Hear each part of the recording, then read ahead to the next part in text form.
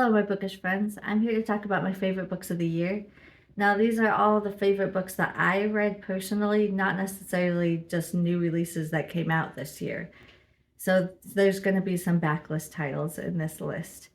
So, this list is not going to include any books on my December TBR because I'm filming this at the beginning of December. So any books that I read in December, if they end up being a favorite that I would have put on this list, I'll let you know in my wrap up. But as of right now, none of the books that I'm reading for December will be in this video. So I have 23 books for the year 23, but on top of that, I'm also going to showcase my favorite manga for the year. And my first favorite of all time manga this year was Island in a Puddle. This one was very, very good. This is by Kai Senmei. I hope I'm saying that correctly. I don't know how to say his name, but I really enjoyed this one. It was really good. And I loved it because it was only 5 volumes, and so I was able to actually finish the story like really quickly. So this is manga thriller. This is about a little boy and his sister, and their mom's not necessarily the best mom, and she's always leaving them on their own for like weeks at a time. And so she comes back into town and she takes them to this carnival or amusement park, and she leaves him money, and he knows that that's usually a sign that she's about to leave again. So she puts him and his little sister on the Ferris wheel, and when they reach the top, they see her walking off, and so he knows that she's probably gone for a while. So when they're up at the top of this Ferris wheel, there happens to be a lightning storm, and the little, I don't know what you call it, but the little seat thing that they're sitting in gets struck by lightning. And he actually ends up switching bodies with somebody else that's at the carnival that also gets struck by lightning at the same time. And he happens to be this murderous thief.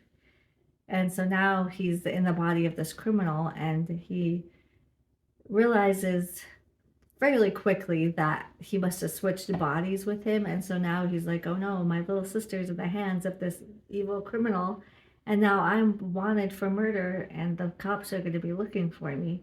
So he's trying to evade the cops while also trying to figure out where his little sister is so that he can rescue her. So I thought this was a lot of fun. I really enjoyed this one a lot. Next, I have to have some Junji Ito because he's amazing. So he had 3 books that came out this year, but I think my favorite was probably Black Paradox. And maybe this came out last year. I could be wrong about that. But either way, this one I thought was his best. I do like the other ones a lot, but I tend to like his longer works like this, where it's more of a complete story, whereas his other ones tend to be a lot of short stories, which I still really enjoy, but I just really liked this one. It was really hard to decide, honestly, because Tombs and Soichi was really good too. This was long enough that I don't quite remember exactly what this is about, but I remember there was like these shiny balls that these teenagers or young adults stumble across, and they think that they have souls that are trapped in them.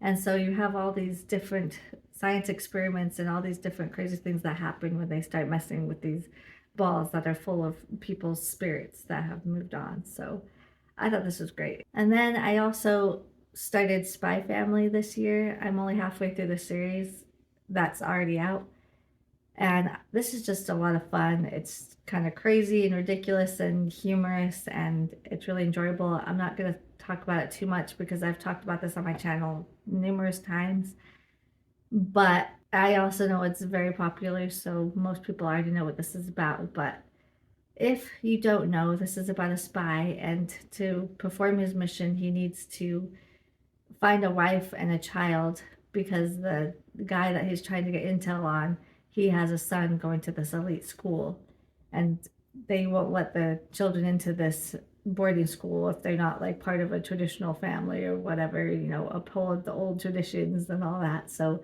he finds himself a wife, and he adopts a little girl, and his wife ends up being a secret assassin, and his daughter ends up being a telepath. But none of them know these things about each other, and so they're all keeping these secrets from each other and trying to help each other out. So it's really cute, it's really sweet, it's really wholesome, and I was afraid that the spy stuff would get kind of annoying because I'm just not really into spy stuff, but it's really not. It's kind of in the background a little bit. It's more about the characters and how they relate to each other. So I thought this was really fun. Okay, now I'm going to be moving on to my favorite romance. And the first one is Book Lovers by Emily Henry. I absolutely loved this book. I thought it was amazing. I thought it was so good. I've read two other Emily Henry books, and this one's definitely my favorite. So, this is about a girl who, or a woman, I should say. She's a literary agent, and she's kind of more, I don't know, like uptight, I guess. Like, think of Sandra Bullock from The Proposal. That's kind of what her personality is like. So she ends up going to the small town with her sister Libby, who needs some time away. She's pregnant at the time and she just wants some time before the baby comes to kind of have a vacation and whatever. So she decides to go to the small town for a month with her sister. And at the same time, she's trying to help one of her authors write her book and everything. And she meets this guy that runs the local bookstore. And it's just really cute and really fun, but it's not like your normal rom-com where sometimes it can be very ridiculous and very like I don't know, like the girl's always like a klutz and does and says ridiculous things and all that. It's not like that. It's not meant to be like super comedic or anything. It's just a really good romance and I really enjoyed it.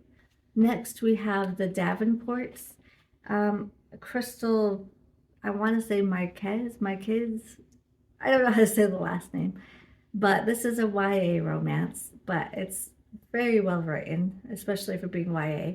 And as you can tell from the clothing, this is set in like the 1920s or the early 1900s or something. But this is really good. This follows like a few different characters, so it's not just the one romance. There's like three different romances going on.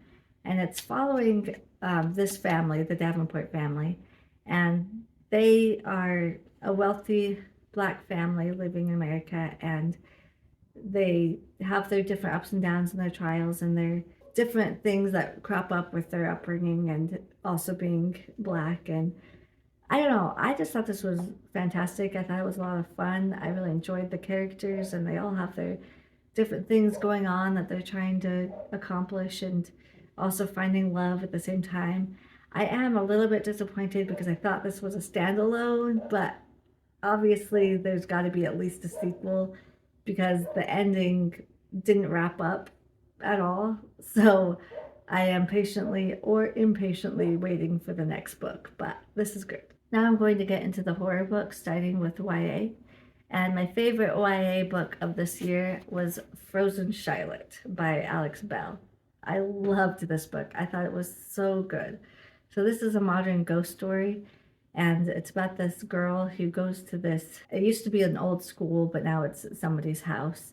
And she kind of learns about the history and stuff. But her cousin, when they moved in, found these little porcelain dolls, and they're called Frozen Charlottes.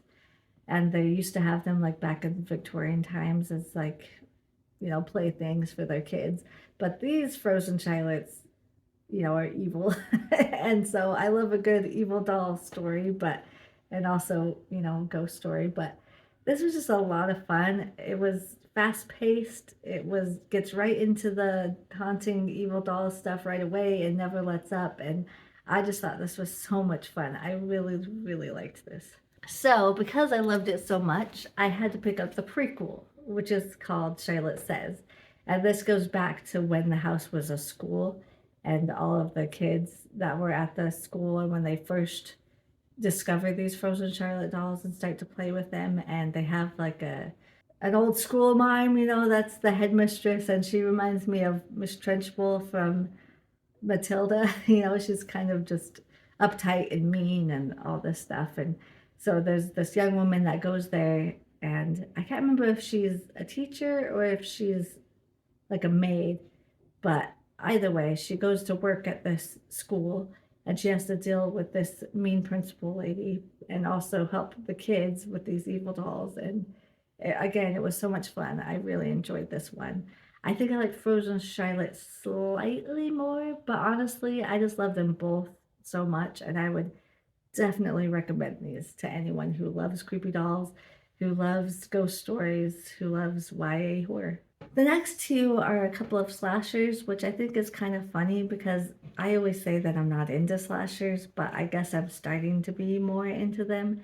Because to me, I was always like, oh, I don't like gore. I don't like I mean, I like a little bit of gore, but not like a lot of gore. And I don't like it when people are just being evil and just killing people and blah, blah, blah. That's just not my thing. But I don't know. This year, guess I've kind of gotten more into slashers. You know, I'm wearing my Ghostface shirt, and I do like the Scream franchise, but so maybe I'm more into it than I thought it was. But anyways, for those of you that do like slashers, I would pick up um, You're Not Supposed to Die Tonight. I always have to look at the title because it's so long.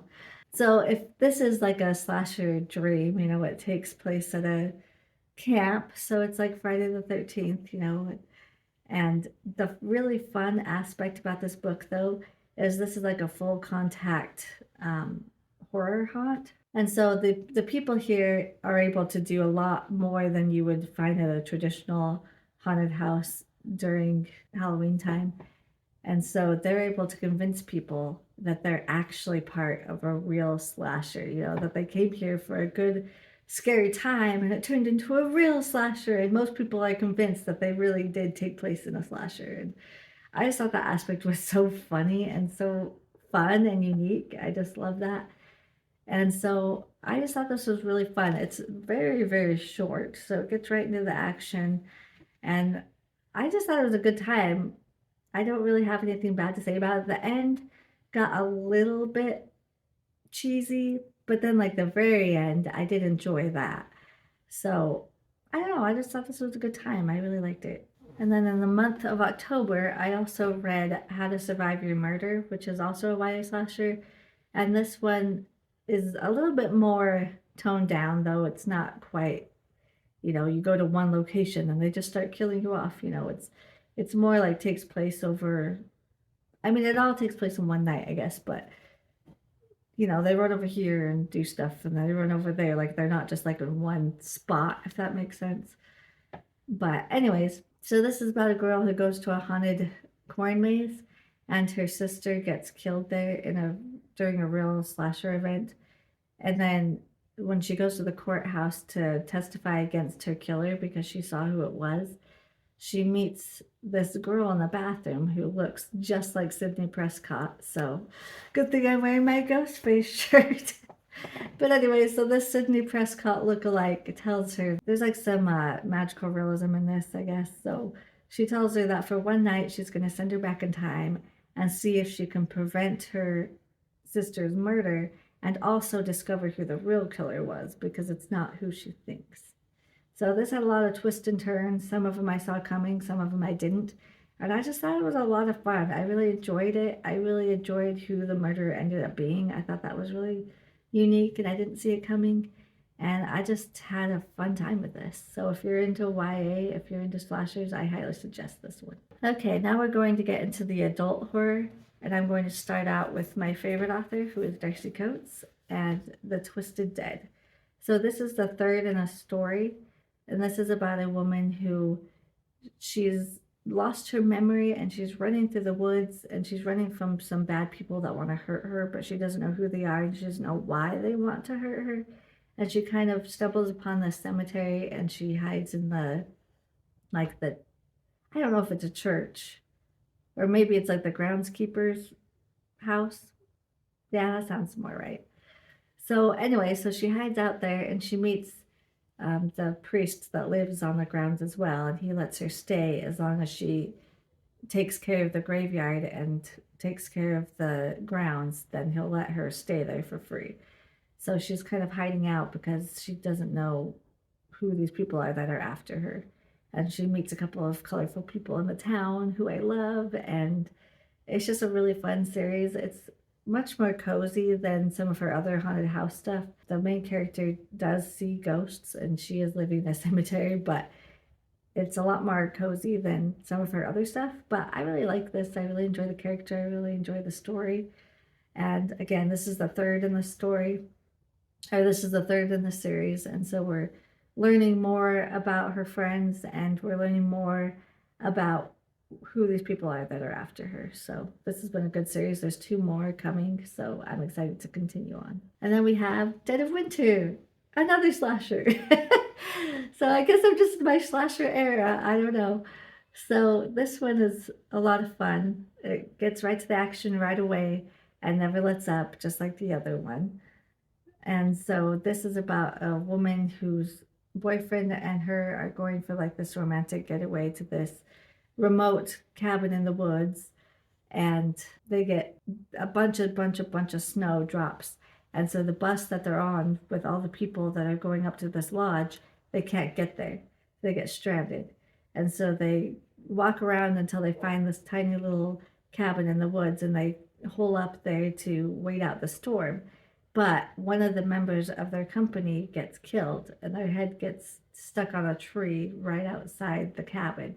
And so now they know that there's a killer among them, and they're trying to figure out who it is before he kills again. So I thought this was great. I thought this was a lot of fun. It's very fast paced. I didn't guess who the killer was, which is always a plus, and I just liked it. I thought it was a fun time. And then we have Silence for the Dead by Simone St. James. I really love Simone St. James's work, and this was a backlist title that has been re-released with a new cover, which I love. It's beautiful.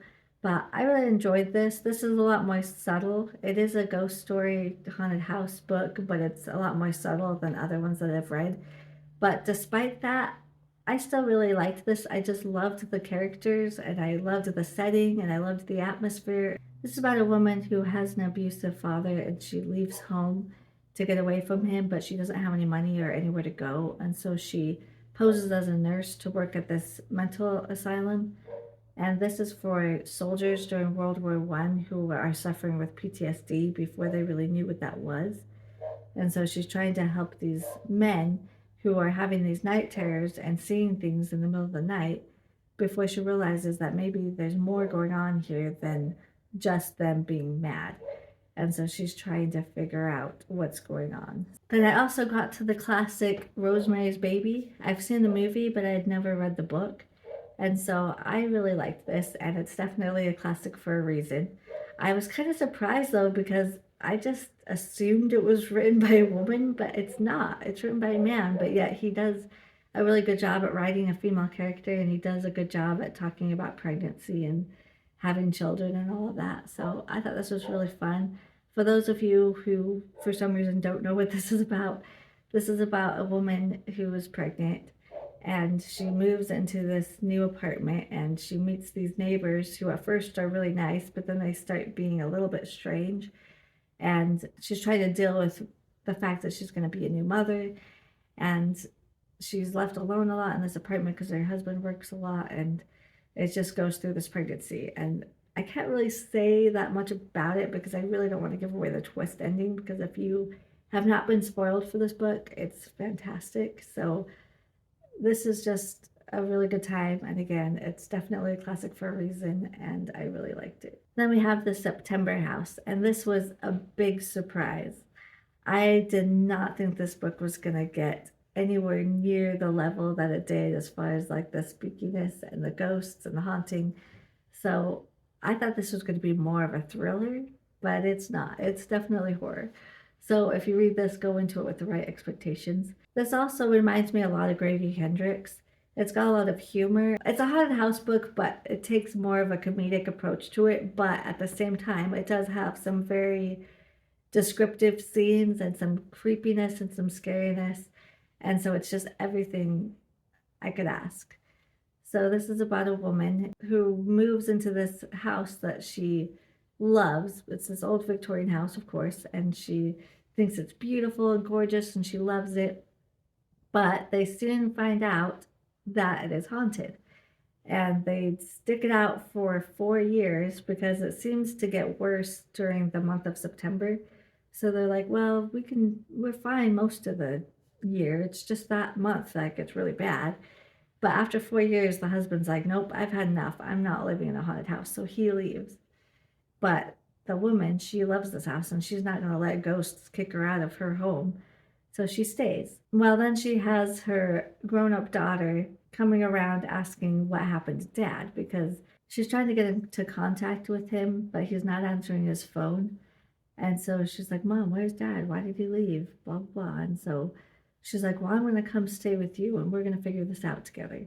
And so now she's in the awkward position of having her daughter come spend some time with her because she never told her that the house was haunted. And she doesn't really want her to know the house is haunted because she knows that her daughter will tell her to leave and she doesn't want to. So that was the only part about this book that I didn't like, is the daughter. She was so annoying and so grating, and I just, I did not like the daughter at all. She was very dislikable. And she was so obsessed with finding her dad, but yet every other sentence she's talking about how much she hates her dad and she doesn't like him and, she wants him to leave and all the stuff. And I'm like, well, if that's how you feel, why are you so obsessive about finding him? And yeah, I understand that it's her father, but at the same time, why find him just to tell him to leave? Like, that doesn't make sense to me. And then the main character, there was a part near the end where her reaction to something didn't make sense to me. So it's definitely flawed, but this is a debut novel. And despite those flaws, I loved this. I thought it was so good. I thought it was so fun. So if you haven't read it yet, I highly recommend you do so. And then in October, I read All Hallows by Christopher Golden.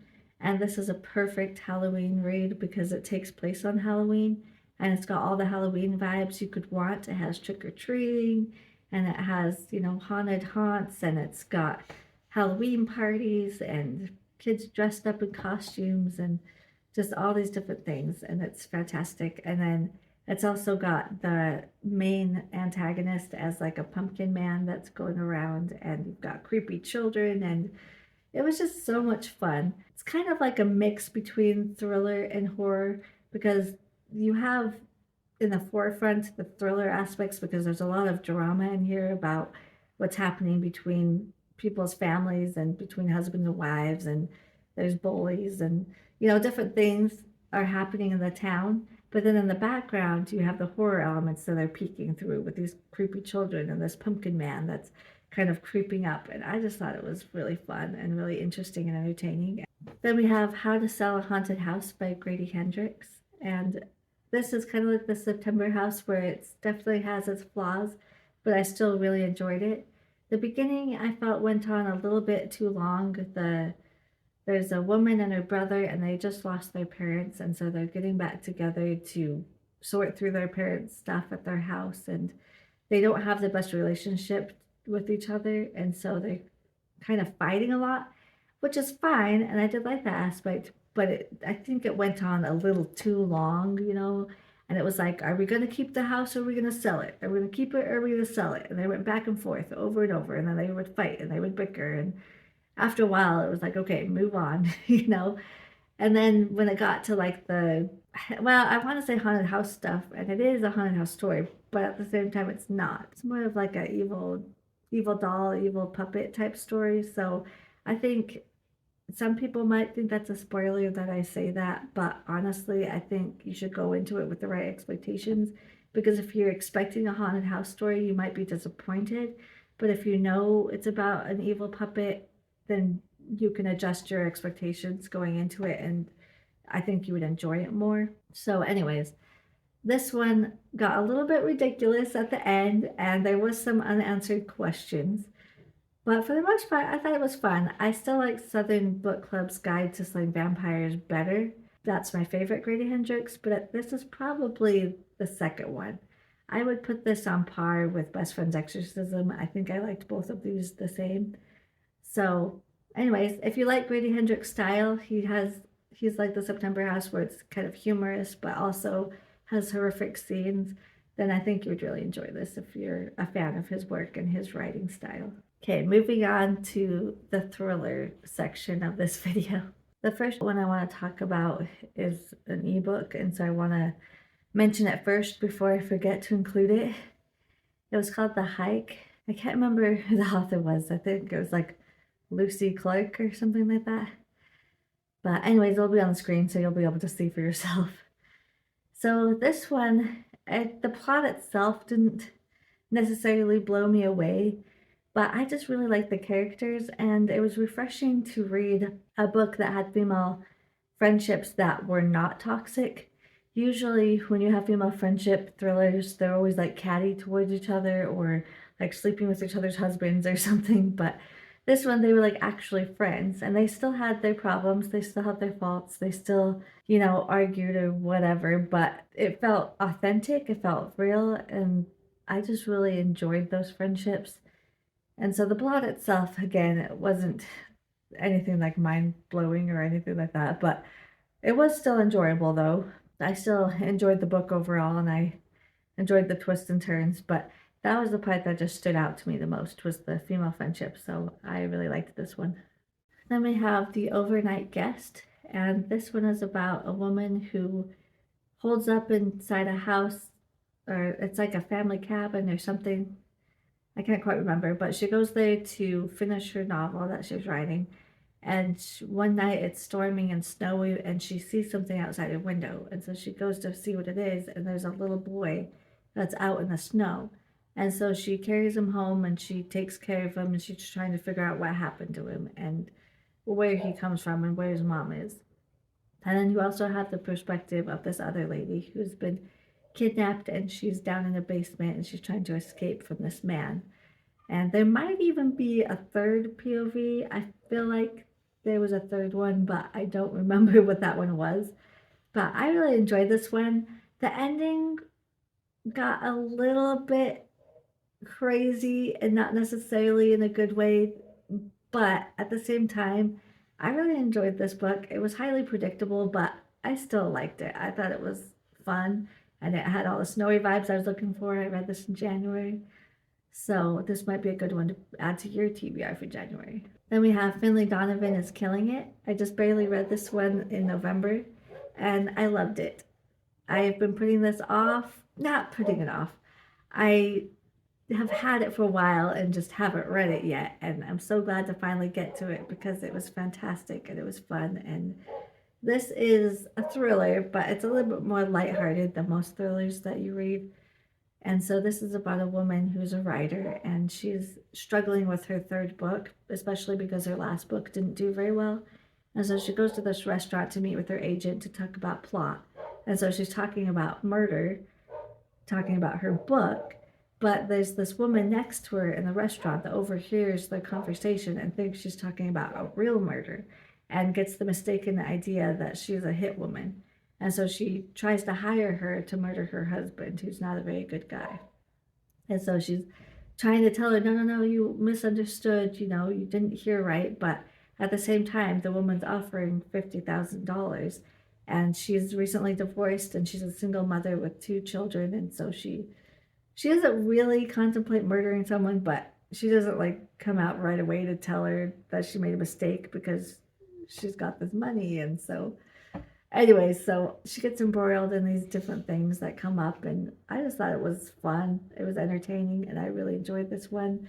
It ends on a tiny bit of a cliffhanger, and so I do want to read the second one, but I heard the third one is not very good, so if it doesn't end on like a huge cliffhanger again, I might just end there.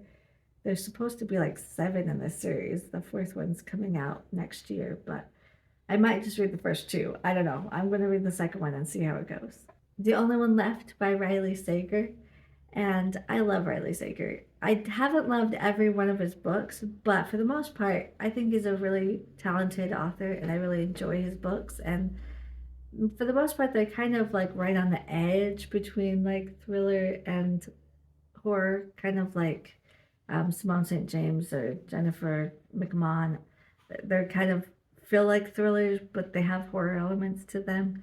So that's kind of how Riley Sager is. But anyways, this is his newest release, and this is about a woman who goes to be a hospice nurse for this lady who's bedridden and in a wheelchair, and she's been accused in the past of murdering her entire family, and so nobody wants to come take care of this old woman because they think that she's a murderer. And so it kind of had Lizzie Borden vibes to it in that aspect. And so the agency that she works for tells her that she needs to go take care of this woman because she's had some problems and issues in the past, and pretty much you're going to do this or you're going to get fired, basically. So she goes to this remote house on this cliff to take care of this woman. And so it's got very heavy gothic vibes, which I love. I love gothic stories. And by the end, you're hit by twist after twist after twist after twist, which Riley Sager is kind of known for, anyways. But some of them I saw coming, some of them I didn't. The very, very end, I wasn't a huge fan of the turn that it took. I didn't like that final twist, but for the most part, I loved this book. I thought it was really fun, really suspenseful, kept me on my toes, kept me thinking. So I really enjoyed this one. Then we have The Trap by Catherine Ryan Howard. And I read Runtime by this author last year, and I wasn't a huge fan of it. It started out really good, but by the midpoint, I just wasn't really interested in it anymore. And so this one sounded good, and I liked the cover, but I was a little bit hesitant to read it. But I read it anyways, and oh my gosh, I'm so glad I did. I loved this book. If you like serial killer books, I think you'll really enjoy this one. This is about a young woman whose sister got kidnapped and taken by a serial killer, and she's been searching for her ever since. But she kind of plays a dangerous game where she goes out and tries to get the serial killer to take her so that she can find where her sister is. And so you also get the point of view of the serial killer, which is always a lot of fun. And I just really enjoyed this. And there's a twist at the end that just blew my socks off. And it was so sad and tragic, but not one that I've seen be done before. And so I thought it was really fun, really enjoyable. This is actually super short, so it was easy to fly through. Then we have The Last Word by Taylor Adams. And this is about a woman. She's kind of a recluse. She had some trauma in her past, and she doesn't like to go out and be around people. And so she goes to this remote, like, beach house. I guess it's not that remote, but there's people around her, but they're all gone because they only come during the summertime, but it's wintertime. And so she elects to stay behind, even though there's not going to be anybody around her, except she has one neighbor that's like 2 miles away that she can see through her window. And so these are the only two people that are on this beach resort town. And so she reads this ebook. That's pretty much what she does all day, is just read. And she reads this horror ebook, and it's atrocious. She's like, I hated this book. It's not well written. It's got all these typos. I hated the ending, just everything about it she does not like. And so normally she would just let it go and not review it, but she decides she's going to review this book and give it a 1-star review. Well, come to find out that the author reads that review, and he emails her and says, hey, you need to take that review down because this is my livelihood and people are going to see your review and not buy my book. You need to take it down. And she's like, no, the reviews are for the readers, not for the author. I'm not going to take it down. This is my opinion. This is what happens when you put your book out in the world. I have the right to state my opinion on it. And so he gets all mad, but he's not a normal guy. So he starts terrorizing her and starts coming around her house and doing these things and trying to kill her because she wrote this review. So it's really wacky, really crazy, but in the funnest way possible. I mean, this is the type of book you don't take seriously, It's just a fun, good time. And so it's just about this author that's terrorizing this lady that left a bad review. And it had some twists and turns. Some I saw coming. One of them seemed very obvious to me, but other things I didn't see. Well, I think I saw most of them, though. I would say for me personally, this was a pretty predictable book, but there is one twist at the end that I really didn't see coming, because I don't think you could have, because she didn't leave any red herrings. She didn't leave anything that you could have guessed that twist. And I didn't like that twist, to be honest, because it was just tragic. But I don't know. It is what it is, though. But I really enjoyed this book. I just thought it was a fun, entertaining read that you don't really take that seriously. Then we have The Push by Ashley Audrain. If you like creepy children book, this one is a really good one. So this is about a woman and about motherhood and about her children, and something happens. I'm not going to say what that is, but she's trying to deal with the aftermath of it and trying to decide what really goes on. And her daughter is a little bit creepy and weird, and she's trying to decide if it's just in her head or if her child really is kind of evil. But I just really liked this one a lot. I thought it was so smart and so fun, and I just really liked it. And when you realize the title, like why it's called The Push, like I always thought it was called The Push because, you push out the children during labor, and that could be part of it, but that's not the main reason why it's called The Push. And when you realize why it's called The Push, it's like, wow, like so shocking. But anyways, I really like this one a lot. So my next three are a little bit controversial because a lot of people didn't like these books. Like I don't think it got very good Goodreads reviews. I saw a few people talking about them online and I didn't seem well received. But for me personally, I liked them. So here we go. So first we have Just the Nicest Couple by Mary Kubica, and this is the first one I've read by this author, and I liked it. I thought it was really good. I actually got this from the library, and then I had to go buy the real copy because I needed to have a copy of it. So this is about two separate couples, and one of the people in the foursome ends up dying, and so the other ones are trying to figure out what happened and why it happened and what's really going on. And I did not guess who the killer was, and I feel like I should have, but I didn't. But I don't know, I just liked it. I liked the characters, it kept me on my toes, it kept me guessing. I don't know, some people I think thought it was boring, but I didn't think it was boring. Like, I don't know, I liked it. So take that for what you will. Next, we have The Villa by Rachel Hawkins. And I can understand why people didn't necessarily like this one. I did like it. Obviously, it's in my favorites of the year, but I wouldn't put it on par as some of these other books. But as far as Rachel Hawkins goes, I like this one a lot more than Reckless Girls that came out last year. I didn't really like that one as much. And it kept me entertaining. It kept me flipping pages. I really liked the aspect of there being an author in it. That always gets me. I love that.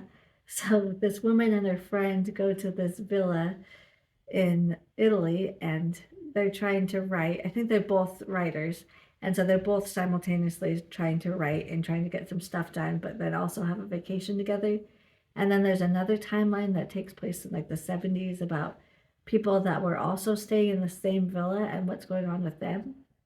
So again, this isn't like my favorite of all time, but as far as this year goes, I thought this was a pretty fun, entertaining read. And then we have The Stranger Upstairs. And this one's interesting because when I first read it, I really liked it. This is kind of a haunted house story, but kind of not. It's definitely more thrillery. But this main character is very dislikable, which I know is off-putting for some people and probably why they didn't like it. But I don't know, she wasn't dislikable in a way that was annoying.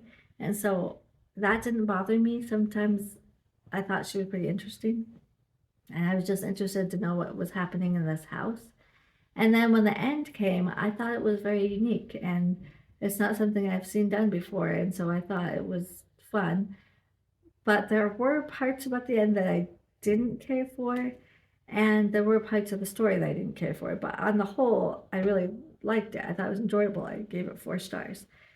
But I also read The September House right after, and that one like blew me away. So like in comparison, this one kind of got knocked down a little bit. And I'm very glad that I read this one first because I think it would have been very tainted by reading that book first. But no, I liked this. I didn't hate it like I've seen other people hating on it. Some people really do not like this book, but I don't know. I thought it was fun. I thought it was entertaining. It was a good thriller, and it was kind of right up my alley. Okay, my bookish friends, that's all I have for you. Those are my favorite 23 books of the year 2023. I hope I added to your TBR that you want to check out for next year. And please hit the subscribe button if you want to see more videos from me, and hit the like button if you liked this video, and I will catch you next time. See ya!